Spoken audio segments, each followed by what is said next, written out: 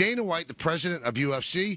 We've been looking forward to having him on. He joins us now on the show. UFC 198 is this Saturday in Brazil, and we'll talk about all of that. Dana, it's Michael, Don, and Peter. How you doing? I'm great, guys. How are you? We're doing great. So I got to start off with a question. That's the story of the day. Darren Ravel reporting that UFC might be sold for $5 billion. Any truth to this? Well, let me tell you what. The UFC, I've been saying it all day, and I'll continue to say it all day, is not for sale.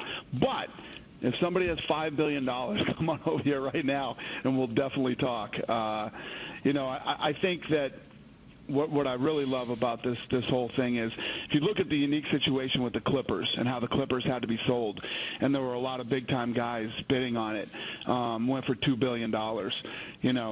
The fact that numbers like 4, 5, and 6 billion are even being mentioned about the UFC is, and nobody's batting an eye at it.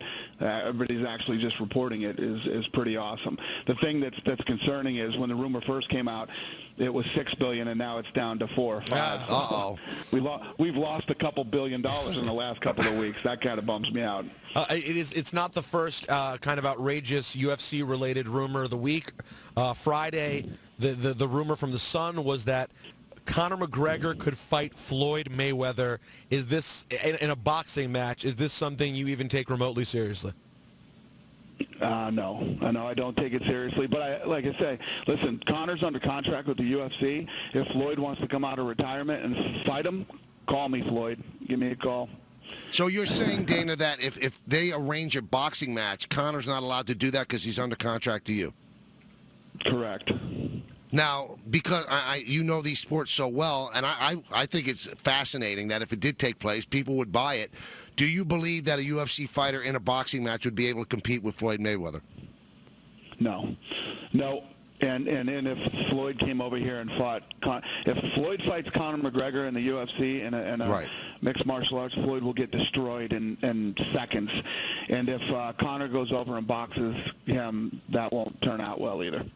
So you and Conor are now completely on the same page, and can you take us through a little bit? I know you won't give us everything, but in the moments when Conor, half retired on Twitter, the speculation was that he was essentially, holding you up over money and feels that with the amount of draw he has, he's not getting enough of the gate. How is your relationship, and what conclusion did you guys ultimately come to? Yeah, just so you know, so I'll make this real clear and simple. I can't stand people who sign a deal and then don't honor their deal. I can't stand it, and it ends up destroying the relationship with me when you do stuff like that. And reports came out to you right now, Conor McGregor has never signed a deal and not honored his deal. It's the complete opposite. Conor McGregor has actually signed deals to fight a certain fighter, and then that guy gets injured and falls out days before the event, and Conor McGregor will take on anybody else, whoever we decide. This guy will fight anybody, anywhere, anytime, has never held us up for money because he's paid, really good money, and he deserves every dime of it. As a fighter and as a businessman, because the kid is actually a smart kid, I have nothing but respect for him. This whole thing was about the press conference.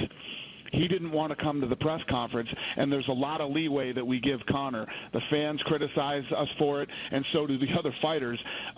We give him a lot of leeway. That was, you have to show up for the press conference.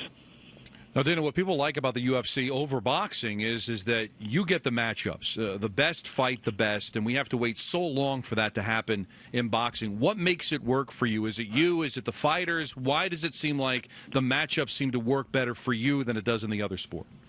Well, it's a combination. That is that's the atmosphere here. These fighters want to fight the best. We want them to fight the best. Boxing is so fragmented.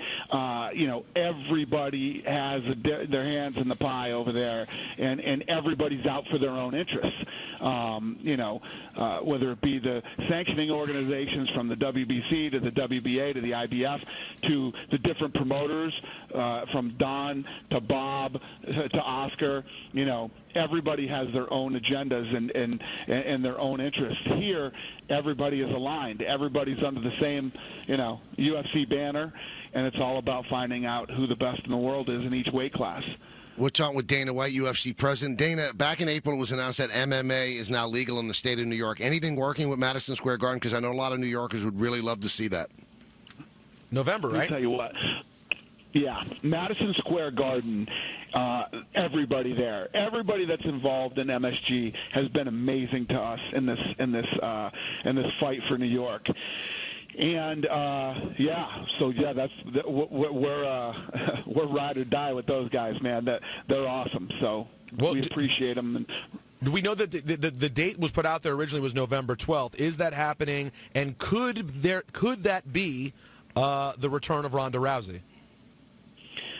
So when I announced that the women's, we were going to do the women's division, and Ronda was going to come in, and she sort of led the charge. You know, that woman has worked very hard for 3+ years in the UFC, and you know, whatever it took for her to get here before she got to the UFC. So she has as much time off as she wants or needs. Obviously, I would love her to come back sooner than later. So we'll see how that plays out. But it wouldn't be a bad thing to roll into New York with Ronda. But I just don't know if she's going to be ready.